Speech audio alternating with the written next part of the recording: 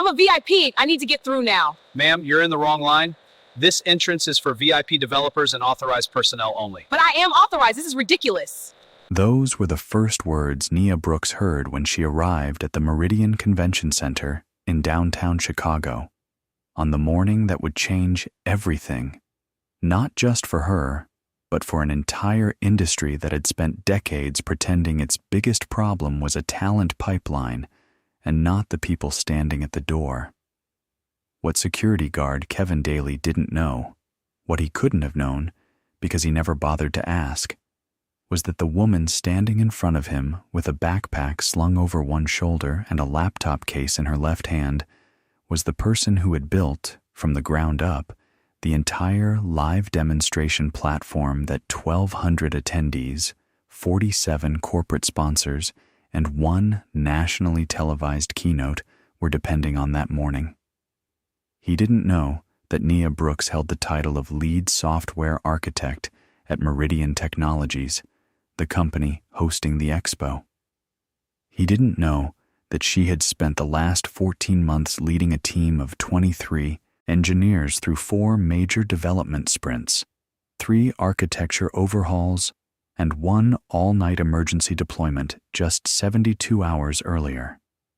He didn't know that without her, the giant screens inside the convention hall were nothing more than expensive rectangles. He didn't know any of this because he never gave her the chance to explain. What Kevin Daly saw was a black woman in a plain gray hoodie and sneakers, carrying a backpack, walking toward a door that he had decided, in the span of 2 seconds, she did not belong behind.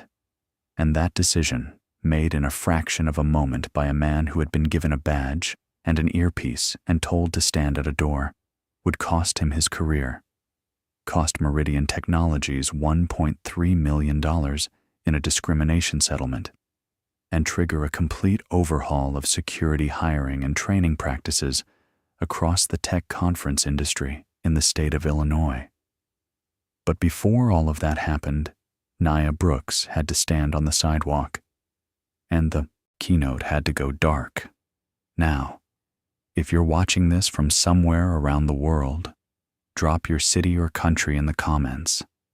And if you believe that a woman should not have to prove she belongs at the event she built, hit that like button and subscribe so we can keep telling these stories until the doors stop closing on the people who built them. Let's go back to where it started. Nia Brooks was 36 years old on the morning of June 14th, and she had been writing code since she was 11. She grew up on the south side of Chicago, not far, as it happened, from the convention center where everything would unfold, the daughter of a city bus driver and a hospital receptionist. Neither of her parents had attended college. Neither of them had touched a computer before Nia brought home a second-hand Dell from a school donation program in the 7th grade. But they understood that their daughter had found something, and they gave her the space and the quiet to follow it. By 14, she had taught herself Python. By 16, she had built a scheduling application that 3 teachers at her high school used to manage their classrooms. She earned a full scholarship to the University of Illinois at Urbana-Champaign, graduated summa cum laude with a degree in computer science, and was recruited directly out of college by a mid-sized software firm in the Loop. Within 5 years, she had been promoted twice. Within 8 years, she had moved to Meridian Technologies as a senior engineer. Within 12 years, she was the youngest person and the only black woman ever to hold the title of lead software architect in the company's 31-year history. She oversaw the backbone systems that powered Meridian's client-facing products, platforms used by hospitals, financial institutions, and government agencies across 19 states.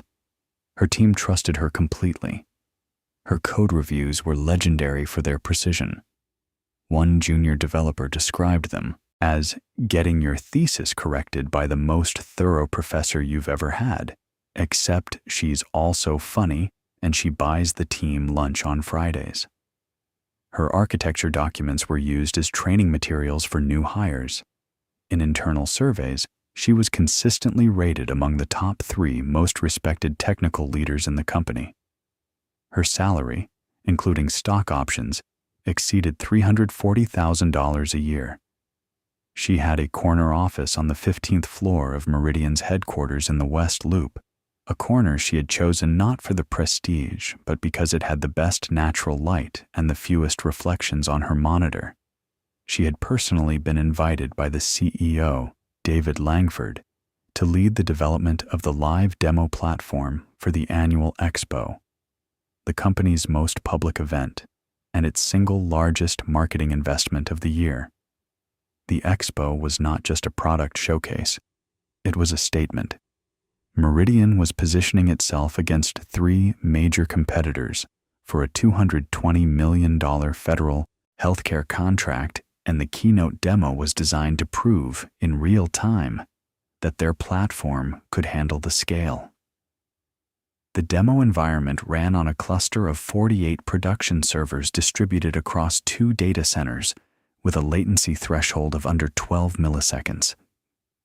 Nia had designed the architecture herself, written the core routing logic, and personally stress-tested the system to 300% of projected load. 3 nights before the Expo, at 2:14 in the morning, she had discovered a memory leak in the caching layer that would have crashed the demo at exactly the wrong moment. She patched it, deployed the fix, ran the tests again, and drove home at 4:30 a.m. She slept for 3 hours. She woke up and packed her backpack for the Expo. None of this was visible to Kevin Daly at 7:22 in the morning, because Nia Brooks did not dress the way Kevin Daly expected someone important to dress. She wore a gray hoodie from a hackathon she had organized 2 years earlier, dark jeans, white sneakers, and no jewelry. Her backpack contained 2 power banks, 3 charging cables, a notebook filled with handwritten system diagrams, and a bag of trail mix. Her laptop case held a custom-configured ThinkPad with direct SSH access to every server in Meridian's production environment. She looked, by every standard that Kevin Daly's imagination could produce, like someone who had wandered into the wrong building. Kevin Daly was 29 years old. He had been working as a contracted security guard for EventShield Solutions, the firm hired by Meridian to handle physical security for the Expo, for 3 years. His employee ID was 3347. He had been assigned to the VIP developer entrance on the east side of the convention center, a role that required him to verify badges, check names against a list, and allow authorized personnel through the door. That was the entirety of his responsibility. What his supervisors at EventShield did not know, or more, precisely what they had chosen not to act on, was that Kevin Daly had accumulated 5 formal complaints from attendees at previous events over the past 18 months. 3 of those complaints came from people of color. One described Daly as having told a Latino software engineer that the catering entrance is around back. Another documented an incident in which Daly physically blocked a South Asian woman from entering a speaker's lounge despite her wearing the correct lanyard, insisting that lanyards could be bought online. A third described Daly as having told a black man in a business suit that there's no way his badge was real. All 5 complaints had been filed. All 5 had been reviewed by EventShield's Human Resources Department. All 5 had been closed without disciplinary action. The official reason cited in each case was insufficient evidence of policy violation. The unofficial reason, according to 2 former EventShield employees who spoke about the matter afterward, was that Daly was reliable, always showed up on time, and never caused problems with the clients who signed the checks. The event organizers. The people he caused problems for were not the clients. They were the attendees, and their complaints were treated as noise. At 7:22 a.m. on June 14th, Nia Brooks approached the VIP developer entrance, holding her expo badge in her right hand. She was early. She needed to be early. The keynote was scheduled for 9 a.m., and the live demo was embedded directly into the presentation, a real-time showcase of the platform running on Meridian's production servers. If anything went wrong, she needed to be at the on-site control terminal with at least an hour of buffer. She had told David Langford she would be there by 7:30. She was ahead of schedule. Kevin Daly stepped in front of her before she reached the door. "Ma'am, you're in the wrong line. This entrance is for VIP developers and authorized personnel only." Nia stopped. She held up her badge. "I know. I'm on the VIP list. Nia Brooks, lead architect for the demo platform." Daly looked at the badge. He looked at her. He looked at the badge again. Then he shook his head. "I don't think so. This badge doesn't look right." The badge was a standard Meridian Technologies Expo credential, printed on the same cardstock as every other badge, with the same holographic security strip, the same QR code, the same lanyard. It had been printed by Meridian's events team and personally delivered to Nia's office by the head of corporate communications 2 days earlier. There was nothing about it that looked different from any other badge, except for the person holding it. "It's the same badge everyone else has," Nia said, keeping her voice level. "You can scan it.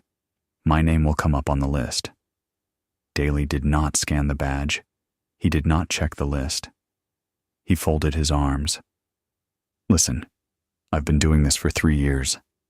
I know what a real badge looks like, and I know what someone who belongs in there looks like. This badge is probably fake. You need to step aside." "This badge is not fake," Nia said. "I'm the lead engineer for the platform that's running the keynote demo, the one that starts in less than 2 hours. I need to get to the control terminal." Daly laughed. Not a nervous laugh, not an embarrassed laugh, a dismissive laugh, the kind a person makes when they believe something genuinely absurd has been said to them. "Come on, someone like you isn't leading anything that important. I don't know where you got that badge, but you need to move. You're holding up the line. Someone like you."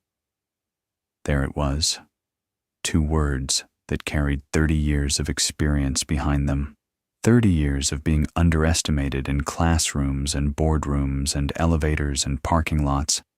30 years of being looked at and assessed and dismissed before a single word left her mouth. Nia had heard those words before. She recognized them instantly, the way a person recognizes the sound of a door locking.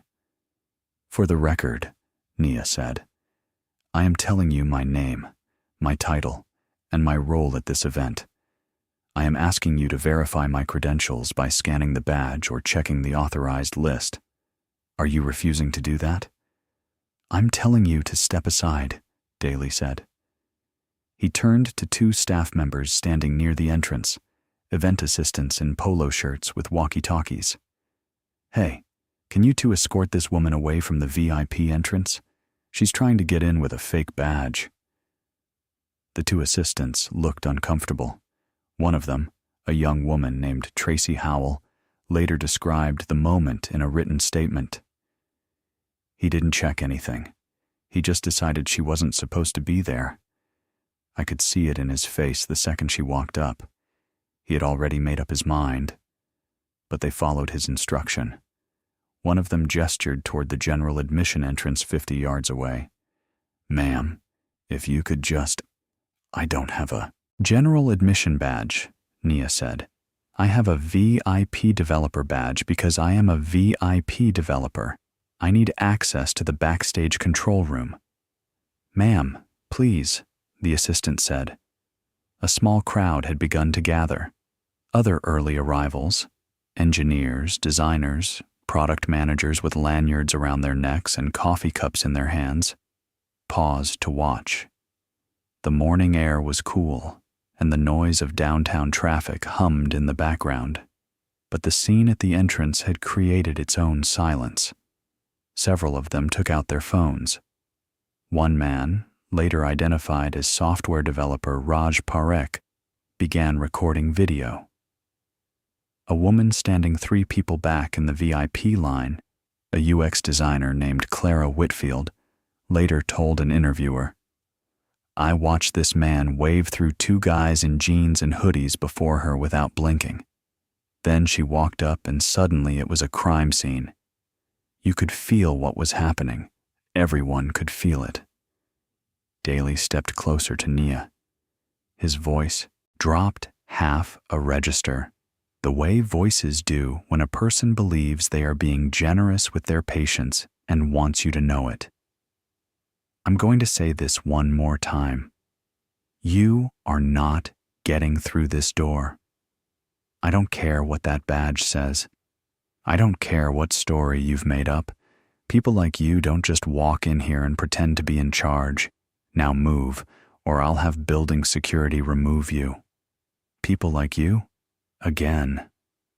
Nia Brooks did not raise her voice. She did not argue. She looked at Kevin Daly, and she looked at the 2 assistants, and she looked at the growing crowd of people watching her be publicly humiliated at the entrance to the event she had spent 14 months building. And she stepped aside. She walked approximately 30 feet from the VIP entrance to a concrete bench near a planter on the sidewalk. She sat down. She unzipped her laptop case. She opened her ThinkPad. At 7:34 a.m., the crowd filed through the doors without her. Inside the convention center, 1,200 attendees settled into their seats. The stage was set. 3 massive LED screens displayed the Meridian Technologies logo in slow rotation. Camera crews from 2 tech media outlets adjusted their equipment. David Langford stood backstage, reviewing his keynote notes, checking his watch, expecting Nia to be at the control terminal already. At 8:47 a.m., 13 minutes before the keynote, the stage screens flickered. Then they went black. Not dim, not frozen, not displaying an error message. Black. All 3 of them, simultaneously, as if someone had pulled a plug on the entire venue. The audience murmured. A few people laughed nervously, assuming it was a planned effect. The murmur grew louder when the screen stayed dark for 10 seconds. Then 20. Then 30. Then a full minute.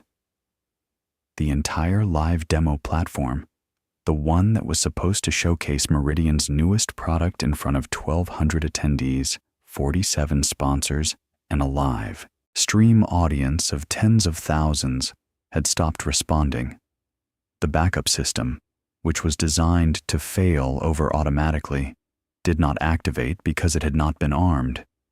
It had not been armed because the person responsible for arming it, the person who had the root access credentials to initialize the failover sequence, was sitting on a sidewalk bench outside the building, watching pigeons walk across the concrete.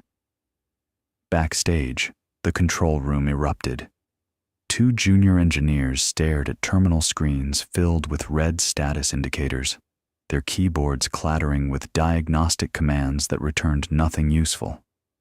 The network operations manager, a man named Brendan Holt, who had worked at Meridian for 11 years, ran 3 separate connection checks and got the same result each time. The demo services were running, but the stage controller layer was unresponsive, and no one in the room had the authorization level to reinitialize it. That authorization existed on exactly 1 machine, Nia's ThinkPad, and in exactly 1 person's SSH keychain. David Langford, who had been told the system was stable as of midnight, walked into the control room and found chaos. "Where's Nia?" he asked. No one knew. "Find her. Now." A frantic series of calls went out. Nia's phone had been on silent. Her office line rolled to voicemail. The events coordinator called the front desk, who called security, who radioed Kevin Daly. Daly confirmed that yes, A woman matching that description had been at the VIP entrance, and yes, he had turned her away because her badge appeared to be fraudulent. The events coordinator asked if he had scanned the badge. Daly said he hadn't needed to because he could tell it was fake. The events coordinator's exact response, according to the radio log, was, "You turned away our lead architect?" At 8:51 a.m., with the keynote 4 minutes from its scheduled start, and every screen in the convention hall still dark, David Langford opened an emergency video call with the control room from his phone backstage. As the call connected, a voice came through from outside the system. Calm, precise, unhurried. "David, it's Naya. I'm remoting in from outside the building. Give me 90 seconds. Naya Brooks was sitting on the concrete bench, her ThinkPad balanced on her knees, her backpack open beside her with a power bank cable snaking into the laptop. She had connected to the Expo's guest Wi-Fi, a network she herself had specified during the planning phase, and from there had established a secure SSH tunnel into Meridian's production infrastructure. In 90 seconds, she reinitialized the failover cluster, restarted the demo service layer, pushed a cached configuration update to the stage display controllers, and brought every screen in the building back online. At 8:53 a.m., the giant LED screens inside the convention hall flared back to life. The Meridian logo reappeared. Then, beneath it, a single line of white text on a black background scrolled across all 3 screens simultaneously. System restored by lead architect Naya Brooks. 1,200 people read that line. 47 sponsors read that line. The live stream audience read that line. The 2 tech media camera crews, which had kept rolling through the blackout, captured that line on video. Kevin Daly, who had walked inside to see what was happening with the screens he had been told were malfunctioning, looked up and read that line. David Langford was already moving. He pushed through the backstage exit, walked through the lobby, past the VIP entrance where Daly was standing, and went out onto the sidewalk where Nia was closing her laptop. "Nia," he said, "I am so sorry. I just found out what happened. That should never. I cannot. That should never have happened." A crowd had followed him out. Staff members, junior engineers, attendees who had seen the screens go dark and come back with her name on them. They stood in a loose semicircle around the bench watching. Nia stood up. She looked at Langford. She looked at the crowd. She looked at Kevin Daly, who was now standing in the doorway, his arms no longer folded, his face the color of paper. "I'll come in," Nia said. "I'll finish the demo and make sure the keynote runs clean, but I have 2 conditions." Langford nodded. "Anything." 1. That guard is removed from duty immediately, not reassigned, not moved to another entrance, removed from this event and from any future Meridian event. Langford looked at the events coordinator, who was already on her radio. "Done," Langford said. 2. Meridian contracts a mandatory bias and de-escalation training program for every security staff member working our events, starting with this fiscal quarter. Not optional, not a suggestion, a contractual requirement. And I want it written into EventShield's service agreement, with compliance audits every 6 months. If they refuse, we find a new vendor. Langford did not hesitate. "Done. I'll have legal draft it by Monday."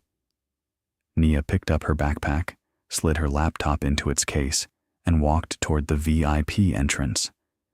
Kevin Daly was no longer standing at the door. He had been escorted to a holding area by EventShield's on-site supervisor, who had received a call from the events coordinator approximately 90 seconds earlier. His earpiece had been collected. His badge had been confiscated. His shift was over. Nia Brooks walked through the door she had been denied 2 hours earlier. She walked through the lobby, past the registration desks where volunteers were scanning badges without incident, past the sponsor booths where representatives were adjusting their displays, past the giant screens that now carried her name in the system recovery log for anyone paying attention to see. She walked backstage into the control room where two junior engineers stared at her with expressions that hovered between awe and guilt. Brendan Holt, the network operations manager, stood up from his chair when she walked in and said simply, "Thank you." She nodded. She sat down at the terminal, checked the system status across all 48 servers, armed the failover cluster with a sequence of commands she could type from memory, verified every connection point for the live demo, and ran one final load simulation that completed in 7 seconds with 0 errors. Then she leaned back in her chair, opened the bag of trail mix from her backpack, and waited for the keynote to start. At 9:11 a.m., 11 minutes late, which David Langford explained to the audience was due to a technical issue that our incredible engineering team resolved in record time, the keynote began. The demo ran flawlessly. The platform performed exactly as Nia had designed it. The audience did not know that the person who had saved the entire presentation had done so from a sidewalk bench after being thrown out of her own event. But they would find out. Raj Parekh's video of the VIP entrance confrontation was uploaded to social media that afternoon. It showed Kevin Daly refusing to scan Nia's badge, laughing at her stated role, saying, "Someone like you and people like you on camera," and ordering 2 staff members to escort her away. The video was 43 seconds long. Within 24 hours, it had been viewed 4.2 million times. Within 48 hours, it had been picked up by 3 major tech publications and 2 national news networks. The hashtag #LetNia trended nationally for 2 days. In the weeks that followed, the consequences were swift and comprehensive. Nia Brooks, through legal counsel, filed a discrimination complaint against Event Shield Solutions. The complaint cited violations of the Illinois Human Rights Act and the Civil Rights Act of 1964. It documented Daly's refusal to verify her credentials, his repeated use of racially coded language, and Event Shield's institutional failure to act on 5 prior complaints documenting a pattern of racially biased behavior. The complaint also named Meridian Technologies as a co-respondent for failing to ensure its contracted security vendor maintained non-discriminatory practices. The case was settled in 4 months for $1.3 million. Of that amount, $900,000 was paid by Event Shield Solutions insurance carrier, and $400,000 was paid directly by Meridian Technologies.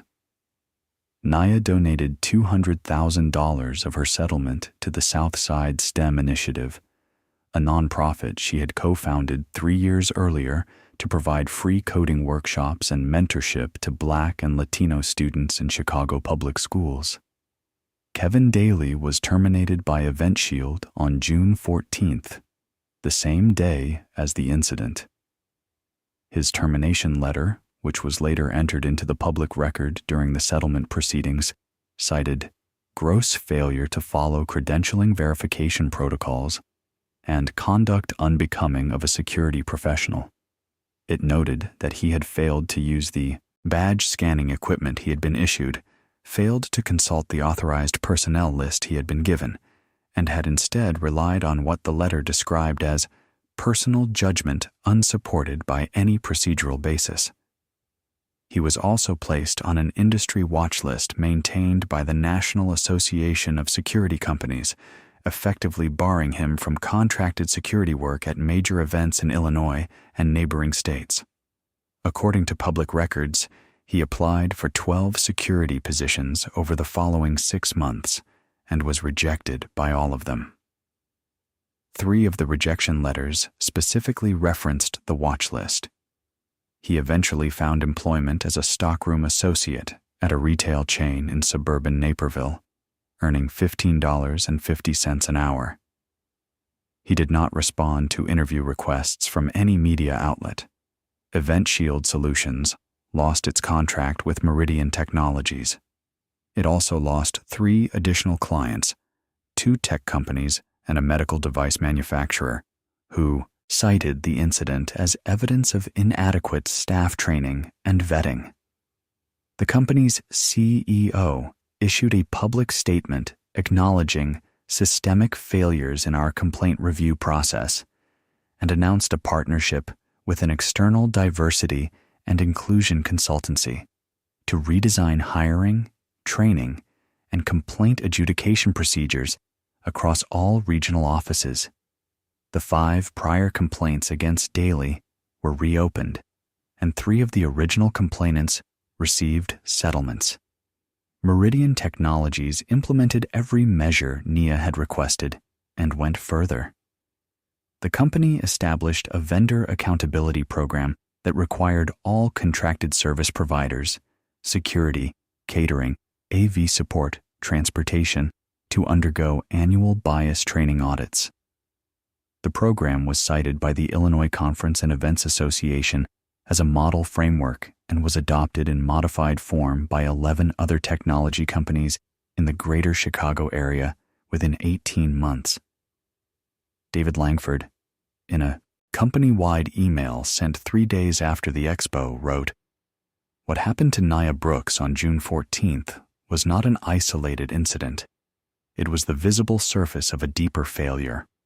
A failure of this company and this industry to ensure that the people who build our products are treated with the same respect inside our spaces as they are behind our code. That ends now." The email was leaked to the press within hours and was published in full by 4 technology news outlets. The broader tech industry took notice. The incident became a case study. The Conference Board of America cited it in a 2026 report on workplace discrimination at industry events. 3 congressional offices referenced it during committee hearings on corporate accountability for contracted labor practices. A documentary filmmaker began production on a short film exploring the systemic patterns behind incidents like Nia's. How temporary workers with minimal training are given positions of authority over highly credentialed professionals, and how complaints against those workers are systematically deprioritized when the complainants are people of color. Nia Brooks did not leave Meridian Technologies. She was promoted to Vice President of Platform Engineering 6 months after the incident, making her the highest-ranking Black woman in the company's technical division. She continued to lead the demo platform team. She continued to write code. She continued to show up to work in hoodies and sneakers. When a journalist asked her, 6 months after the settlement, whether she had considered leaving the industry, she said, "The industry doesn't get to lose me because one man at a door couldn't imagine what I was. That's his failure of imagination, not mine." 5 years later, the Southside STEM initiative that Nia co-founded had graduated over 1,400 students, 38% of whom went on to study computer science or engineering in college. The program's flagship event, an annual hackathon held at the same Meridian Convention Center, was one of the largest youth tech events in the Midwest. At the entrance, there were no guards deciding who belonged. There were volunteers. And the first thing they did, every time, was scan the badge. The video of Kevin Daly telling Nia Brooks that someone like you would not be leading anything important has been viewed over 28 million times. It is used in corporate training programs across 17 Fortune 500 companies. It is shown in business ethics courses at 4 universities. It is the most cited example in Event Shield Solutions' own mandatory bias training curriculum, the one they were forced to create because a woman on a sidewalk bench saved a keynote they couldn't run without her. Nia Brooks did not walk into that convention center on June 14th to prove she belonged. She walked in because 1,200 people, 47 sponsors, and an entire live platform needed her too. And the only person who couldn't see that was the one standing at the door. We'll keep telling these stories until the doors stop closing on the people who built the rooms behind them. If you believe that talent doesn't have a dress code and competence doesn't need permission, share this story, leave a comment, and subscribe. Every voice matters. Every story counts. And every door that opens because someone heard this, that's a door that stays open for the next person behind them.